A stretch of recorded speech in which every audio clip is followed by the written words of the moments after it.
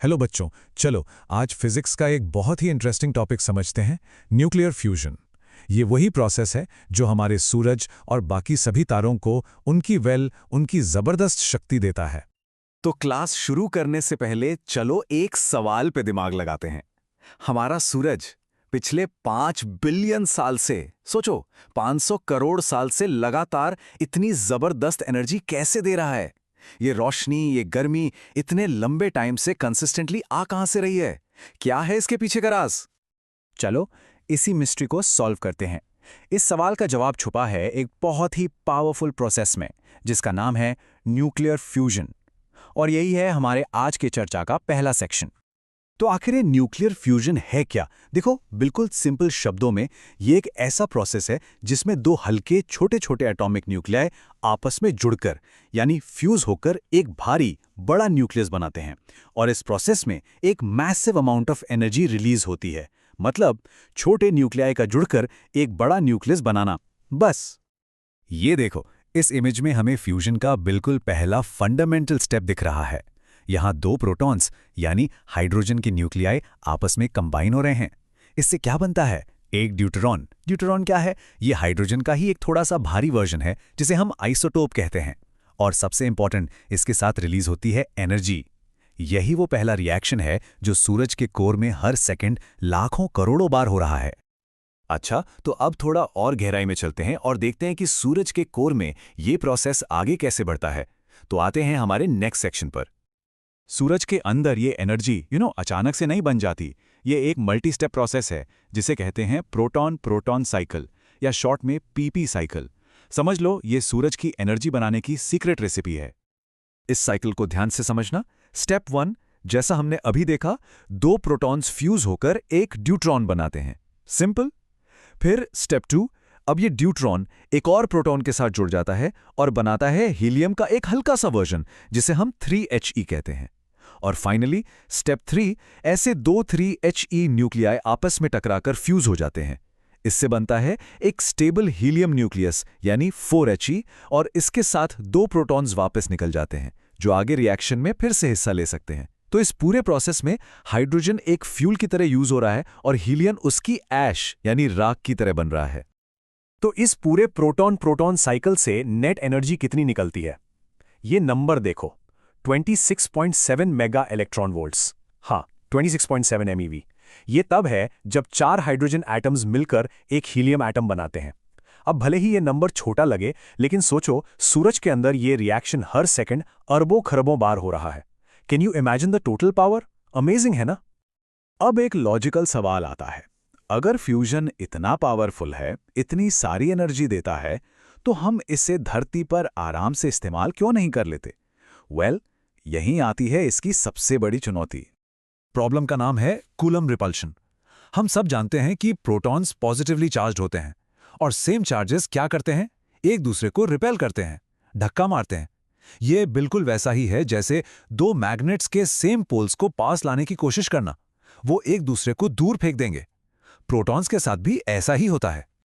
Physics की language में इस रिपल्शन फोर्स को हम एक बैरियर या एक दीवार कहते हैं, द कूलम बैरियर।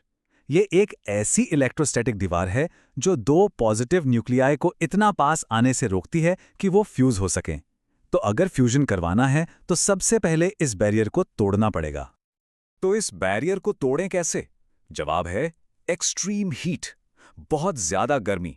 पार्टिकल्स को इतनी ज्यादा थर्मल एनर्जी देनी पड़ती है कि वो इस दीवार को चीर कर आगे बढ़ सकें। और कितना टेम्परेचर चाहिए?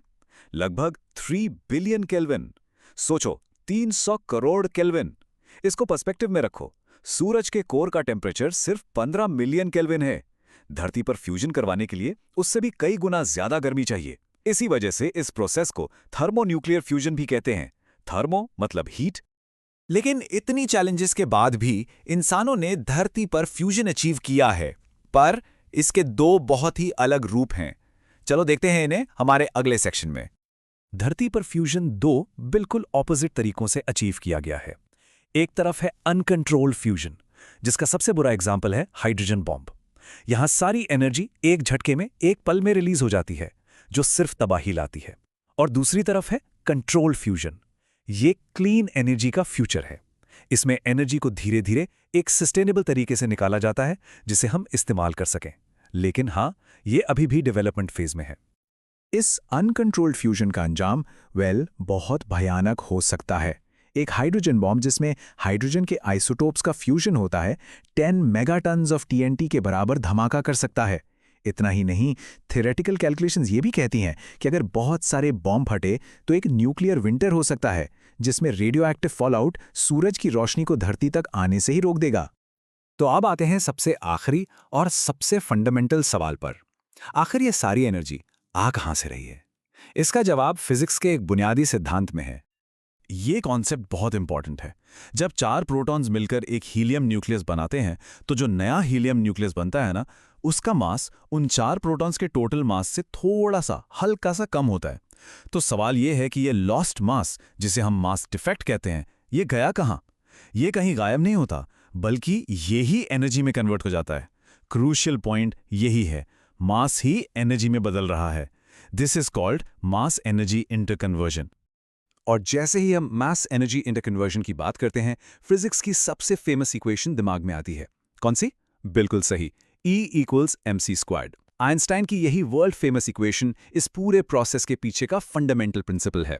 वो छोटा सा लॉस्ट मास यानी m जब स्पीड ऑफ लाइट के स्क्वायर c² से मल्टीप्लाई होता है तो वो E यानी एक मैसिव अमाउंट ऑफ एनर्जी में बदल जाता है।